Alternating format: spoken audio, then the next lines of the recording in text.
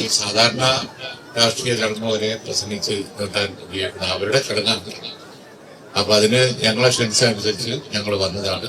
അവരുടെ താമസം അതുപോലെ തന്നെ അവരുടെ കർമ്മപ്രകാരം വിശ്വാസപ്രകാരമുള്ള പ്രാർത്ഥനയും കാര്യങ്ങളൊക്കെ കഴിഞ്ഞ് ഹൗസ് വാമിങ് രാവിലെ കഴിഞ്ഞു. ഇനി എല്ലാവർക്കും വേണ്ടി ഞങ്ങൾ ഒന്ന് പ്രാർത്ഥിക്കുക എന്ന ചടങ്ങ് മാത്രമേ ഉള്ളൂ. കാര്യങ്ങളൊക്കെ ഇതിനകം അതിൻ്റെ ഉദ്ഘാടന വേളയിലും മറ്റു സന്ദർഭങ്ങളൊക്കെ അവർ പറഞ്ഞിട്ടുണ്ട്. അതുകൊണ്ട് ഏറ്റവും ദീർഘിപ്പിക്കുന്നില്ല. നമ്മളവരുടെ സന്തോഷം കണ്ടു. അവരെ സംബന്ധിച്ചിടത്തോളം വലിയ ദുഃഖം കടന്നു വന്നവരാണ്. പക്ഷെ ഇന്ന് നമ്മൾ അവരുടെ മുഖത്ത് കണ്ടതിൽ ആനന്ദാശ്രമാണ്. അത്രയും ചെയ്യാൻ കഴിഞ്ഞത് നമുക്ക് വലിയ ഭാഗ്യം. ഞാൻ കൂടുതൽ പറയുന്നില്ല. അദ്ദേഹത്തിന് സംസാരം പൂർത്തീകരിക്കാൻ കഴിഞ്ഞു. മറ്റൊന്നുകൊണ്ടല്ല, ഇതിന്റെ അത്രയ്ക്കേറെ ഹൃദയം കൊണ്ട് നിർമ്മിച്ച ഒരു പദ്ധതിയാണിത് മുതലുണ്ട്. കാരണം നമ്മളെല്ലാവരും ദുരന്തം നടന്ന അന്ന് തന്നെ ദുരന്ത ഭൂമിയിൽ എത്തിയത് അവിടുത്തെ എല്ലാ വിധത്തിലുള്ള പ്രയാസങ്ങളും ദുരിതങ്ങളും കുഞ്ഞാലിക്കുട്ടി സാഹിബിന്റെ ആ കണ്ണീരിലുണ്ട് എല്ലാം. എന്തുകൊണ്ട് ലീഗിന്റെ ഭവന പദ്ധതി, ലീഗ് നിർമ്മിച്ച വീടുകള്, ലീഗിന്റെ ടൗൺഷിപ്പ് എന്തുകൊണ്ട് ഇത്രമാത്രം ഭംഗിയുള്ളതായി, ഇത്രമാത്രം സമയബന്ധിതമായി, ഇത്ര വളരെ പെട്ടെന്ന് കാര്യങ്ങൾ നീക്കുപോക്കുണ്ടായി, കാര്യങ്ങൾ വളരെ ഭംഗിയാവാൻ, ഇത്രയും പെർഫെക്ഷനോടി കൂടി ചെയ്യാൻ എന്തുകൊണ്ട് സാധിച്ചു എന്നുള്ള ഒരുപാട് ചോദ്യങ്ങൾക്ക് എല്ലാത്തിനും ഉത്തരം കുഞ്ഞാലിക്കുട്ടി സാഹിബിൻ്റെ ആ കണ്ണീരിലുണ്ട്. കുഞ്ഞാലിക്കുട്ടി സാഹിബിൻ്റെ കുഞ്ഞാപ്പാൻ്റെ ആ കണ്ണ് നിറഞ്ഞ ആ കണ്ണീരിലുണ്ട് എല്ലാത്തിനുമുള്ള ഉത്തരം. ഇത് കല്ലിന്മേൽ കല്ല് വെച്ചിട്ടല്ല, മറിച്ച് ഇത് മനസ്സിന്മേൽ മനസ്സ് വെച്ചിട്ട് ഹൃദയം കൊണ്ട് നിർമ്മിച്ചതാണ് ഈ ടൗൺഷിപ്പ് എന്നുള്ളതാ. അതുകൊണ്ട് തന്നെയാണ് എന്തൊരു ഭംഗിയാ ആ ടൗൺഷിപ്പ് കാണാൻ, എന്തൊരു ഒരു വല്ലാത്തൊരു ഒരു വൈകാരികത ആ ടൗൺഷിപ്പ് കാണുമ്പോൾ, അതിലെ സന്തോഷം കാണുമ്പോൾ. ഒരു ജനത തകർന്ന് ബാക്കിയായത് ഓരോ കുടുംബത്തിലെയും ചില കുടുംബങ്ങളിലൊക്കെ ഒരു മനുഷ്യനാ. ബാക്കിയെല്ലാം നഷ്ടപ്പെട്ടിട്ട് ഇങ്ങനെ എന്ത് ചെയ്യണമെന്നറിയാതെ വിറങ്ങലിച്ച് നിന്ന ആ രാത്രി ഉണ്ടല്ലോ, ആ രാത്രിയുടെ ദുഃഖവും നോവും വേദനയും അങ്ങനെ ആവാഹിച്ചിട്ടാണ് മുസ്ലിം ലീഗ് എന്ന് പറയുന്ന പാർട്ടി ഈ ഒരു സംരംഭത്തിന് ഇറങ്ങിത്തിരിച്ചത്. അതുകൊണ്ടാണ് ഇത് ഹൃദയം കൊണ്ട് നിർമ്മിച്ചതാണെന്ന് പറഞ്ഞു വെക്കേണ്ടത്. ഇന്നത് പൂർത്തീകരിച്ചിട്ട് 51 കുടുംബങ്ങളുടെ കയ്യിലേക്ക് കൊടുത്തു. അവരതിൽ താമസം തുടങ്ങിക്കോ. അങ്ങനെ താമസം തുടങ്ങുമ്പോൾ ഇതിന് വേണ്ടി പണിയെടുത്ത ആളുകൾ, ഇതിൻ്റെ പദ്ധതികൾ, പ്ലാനുകൾ, ഇത് എങ്ങനെയാവണം, എന്തൊക്കെയാവണം. ഇപ്പോൾ കുഞ്ഞാലിക്കുട്ടി സാഹിബ് ഇന്ന് രാവിലെ പറഞ്ഞതുപോലെ ക്വാളിറ്റിയിൽ ഒരു കോംപ്രമൈസും ഇല്ല. പണം കുറച്ചധികം ചിലവായാലും കുഴപ്പമില്ല, ക്വാളിറ്റിയിൽ ഒരു കോംപ്രമൈസും ഇല്ല എന്നുള്ള രീതിയിൽ ഹൃദയം കൊണ്ട് നിർമ്മിച്ചതാണ്. നമ്മളിപ്പോൾ ഇന്ന് ഈ വീടുകളിൽ ആളുകൾ കയറി താമസിക്കുമ്പോൾ കേരളത്തിലെ മാധ്യമങ്ങൾ അത്രയും മുസ്ലിം ലീഗ് എന്ന് പറയുന്ന പ്രസ്ഥാനത്തെയും അതിൻ്റെ നേതാക്കന്മാരെയും അതിൻ്റെ പ്രവർത്തകരെയും അതിൻ്റെ അണികളെയും അതിൻ്റെ ആളുകളെയും ഒക്കെ മുക്തകണ്ഠം പ്രശംസിക്കുന്ന ഒരു കാഴ്ചയാണ് നമ്മൾ കാണുന്നത്.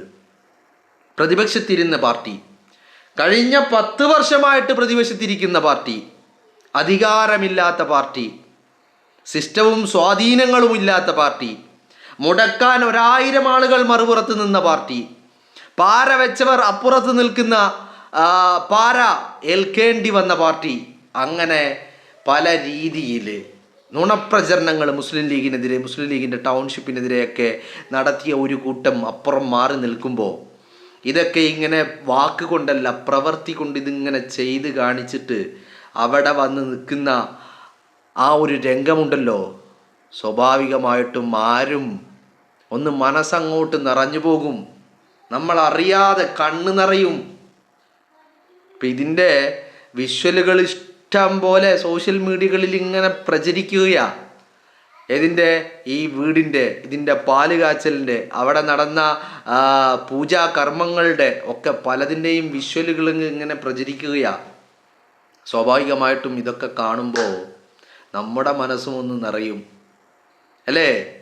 അതിന് കാരണം എന്താ?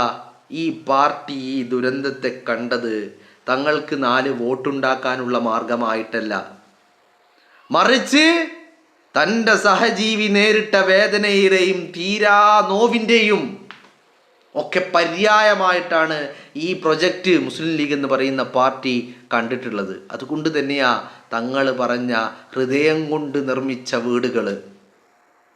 അത് തന്നെയാണ് സർക്കാരിൻ്റെ ടൗൺഷിപ്പും മുസ്ലിം ലീഗിൻ്റെ ടൗൺഷിപ്പിനെയും വ്യത്യസ്തമാക്കുന്നത്. സംഭവം ബിൽഡിങ്ങുകളാണ്, വീടുകളാണ്, ചെറിയ ചെറിയ അങ്ങോട്ടും ഇങ്ങോട്ടും ഒക്കെ മാറ്റമുണ്ട്, ശരി. ഇതിനപ്പുറം ഈ 2 ടൗൺഷിപ്പുകളും തമ്മിലുള്ള വ്യത്യാസം എന്താ? 2ലും മനസ്സെന്ന് പറയുന്ന ഒന്നുണ്ട്. അത് സർക്കാരിൻ്റെ ടൗൺഷിപ്പിലില്ല, ഇവിടെ അതുണ്ട്. അതാണ് അതിൻ്റെ വ്യത്യാസം. അതുകൊണ്ട് തന്നെയാ ഇങ്ങനെ ഭംഗിയായിട്ട് ആ ടൗൺഷിപ്പ് അവിടെ അങ്ങനെ കാണാൻ കഴിയുന്നത് അല്ലേ? ഇപ്പം നിങ്ങളൊന്ന് ആലോചിച്ച് നോക്ക്. സെപ്റ്റംബർ മാസം 2025 സെപ്റ്റംബറിലാണ് മുസ്ലിം ലീഗിൻ്റെ തറക്കല്ലിടുന്നത്. അവിടെ നിന്ന് ഇങ്ങോട്ട് 5-6 മാസം എല്ലാം പൂർത്തീകരിച്ച് ഫെബ്രുവരി അവസാനത്തിൽ ലീഗ് താക്കോല് കൈമാറി അല്ലേ? ഫെബ്രുവരി അവസാനം ലീഗ് താക്കോല് കൈമാറി. താക്കോല് കൈമാറുമ്പോൾ ആ വീടുകൾ എന്തായിരുന്ന അവസ്ഥ? അന്ന് ആ സമയം ആ നിമിഷം ആ വീടുകളിൽ ആളുകൾക്ക്, ആ ഗുണഭോക്താക്കൾക്ക്, ഈ ദുരിതബാധിതർക്ക് കയറി താമസിക്കാൻ സെറ്റായിരുന്നു. ആ വീട് റെഡിയായിരുന്നു അല്ലേ? എന്ന് പറഞ്ഞാൽ കംപ്ലീറ്റ് ചെയ്തിട്ട് 100% ജോലികൾ, നിർമ്മാണം പ്രവർത്തികളൊക്കെ കംപ്ലീറ്റ് ചെയ്തിട്ടാണ് ലീഗ് താക്കോല് കൊടുത്തത് അല്ലേ? അതിൻ്റെ പിറ്റേന്നും ചില ആളുകൾ താക്കോല് കൊടുത്തു. 2 മാസം പിന്നിടുന്നു താക്കോല് കൊടുത്തിട്ട്. ഇന്ന് വരെ പണി പൂർത്തിയായോ? ആയിട്ടില്ല. ഇന്ന് വരെ പണി പൂർത്തിയായിട്ടില്ല. അത് തന്നെയാണ് പ്രശ്നം. എന്തുകൊണ്ടാത്? അപ്പം എന്തിനാ അവർ ലീഗ് കൊടുത്തതിൻ്റെ പിന്നാലെ പണി പൂർത്തിയാകാത്ത വീടിൻ്റെ താക്കോല് കൊടുത്തേ? തെരഞ്ഞെടുപ്പ് വരുന്നുണ്ടായിരുന്നു, 4 വോട്ട് വേണമായിരുന്നു, തെരഞ്ഞെടുപ്പിൽ ഇത് പറയണമായിരുന്നു. ആകെ പറയാനുണ്ടായിരുന്നത് ഇത് മാത്രമാണ്. എല്ലാം PR വർക്കുകളുടെ മാമാങ്കമായിരുന്നു. എന്നാൽ മുസ്ലിം ലീഗിന് അത് അങ്ങനെ ആയിരുന്നില്ല. അത് ഹൃദയം കൊണ്ട് ചേർത്ത് വെച്ചതായിരുന്നു അല്ലേ? അതാണ് മുസ്ലിം ലീഗ് എന്ന് പറയുന്ന പ്രസ്ഥാനത്തെ ഇതിനെ വലിയ വ്യത്യസ്തമാക്കുന്നത്. കുഞ്ഞാലിക്കുട്ടി സാഹിബിൻ്റെ കണ്ണീര് എല്ലാത്തിനുമുള്ള ഉത്തരമാ. കാരണം അത്രമാത്രം പ്രതിസന്ധികൾ നേരിട്ടുണ്ട്. കുഞ്ഞാലിക്കുട്ടി സാഹിബ് റവന്യൂ മന്ത്രി രാജൻ്റെ ഓഫീസിൽ, രാജൻ്റെ മുറിയിൽ കയറിയിറങ്ങാത്ത ദിവസങ്ങൾ ഉണ്ടായിട്ടില്ല. എപ്പോൾ മുതൽ എപ്പോൾ വരെ? ഈ ഭൂമി ലീഗ് സ്വമേധയായി ഏറ്റെടുക്കുന്ന നിമിഷം വരെ. കാരണം എന്താ? സർക്കാർ പറഞ്ഞു, ലീഗേ നിങ്ങൾക്ക് വീട് വെക്കാൻ ഞങ്ങൾ സ്ഥലം തരാം. എന്നാൽ പിന്നെ സ്ഥലം താട്ട്, സ്ഥലം എവിടെ എന്ന് ചോദിച്ചിട്ട് കുഞ്ഞാലിക്കുട്ടി സാഹിബും ലീഗിൻ്റെ നേതാക്കളും ലീഗിൻ്റെ ജനപ്രതിനിധികളും നിരന്തരം സർക്കാരുമായി ബന്ധപ്പെട്ടുകൊണ്ടേയിരുന്നു. അത് കിട്ടിയില്ല. ഒരു ഘട്ടം കഴിഞ്ഞപ്പോൾ കുഞ്ഞാലിക്കുട്ടി സാഹിബിന് കാര്യം മനസ്സിലായി. ഇത് നമ്മളെ ഒന്ന് കുതിരാക്കാനുള്ള ഏർപ്പാടാണ്, ഇതിൻ്റെ പിന്നാലെ പോയാൽ ശരിയാവൂല. ഉടനടി വാങ്ങി സ്ഥലം. അത് കഴിഞ്ഞിട്ടോ പല രീതിയിൽ സ്റ്റോപ്പ് മെമ്മോ, ആന, മണ്ണാങ്കട്ട, ചേന. ഇപ്പം എന്തായി? അപ്പോൾ ഇതിൻ്റെ പിന്നിൽ വലിയ ഒരു മനസാന്നിധ്യത്തിൻ്റെ കണക്ക് കൂടിയുണ്ട്. ആ പാവങ്ങൾക്ക് അവരെ കൈ പിടിച്ചുയർത്തണം എന്നുള്ളത് ലീഗ് തീരുമാനിച്ചത് അത് വെറും ഒരു രാഷ്ട്രീയ പാർട്ടിയുടെ പ്രഖ്യാപനം മാത്രമായിരുന്നില്ല.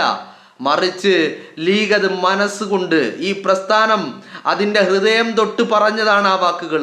അതുകൊണ്ട് തന്നെയാണ് മുസ്ലിം ലീഗിൻ്റെ ഭവന പദ്ധതികൾ ഇത്രമാത്രം ഭംഗിയോടെ, ചുറുചുറുക്കോടെ, കാര്യക്ഷമതയോടുകൂടി, പൂർണ്ണതയോടുകൂടി ഈ വയനാട്ടിൻ്റെ മണ്ണിൽ തലയുയർത്തി നിൽക്കുന്നത്.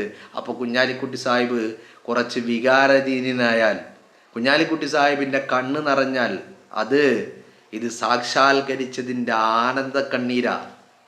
വാക്കിടറി കുഞ്ഞാലിക്കുട്ടി സാഹിബിന്. നമ്മൾ ഇന്നുവരെ അങ്ങനെ കണ്ടിട്ടില്ല കുഞ്ഞാലിക്കുട്ടി സാഹിബിനെ. കുഞ്ഞാലിക്കുട്ടി സാഹിബിൻ്റെ വാക്കിടറി. കുഞ്ഞാലിക്കുട്ടി സാഹിബ് സംസാരം അവിടെ നിർത്തി. കാരണം ഈ പ്രൊജക്റ്റ് അത് മനസ്സ് തെറിഞ്ഞ്, മനസ്സിൽ തട്ടി, ലീഗ് ആ ജനതയെ കൈപ്പിടിച്ചുയർത്താൻ വേണ്ടി ചെയ്തതാണ് എന്നുള്ളതിൻ്റെ ഏറ്റവും വലിയ ഉദാഹരണമാണത്.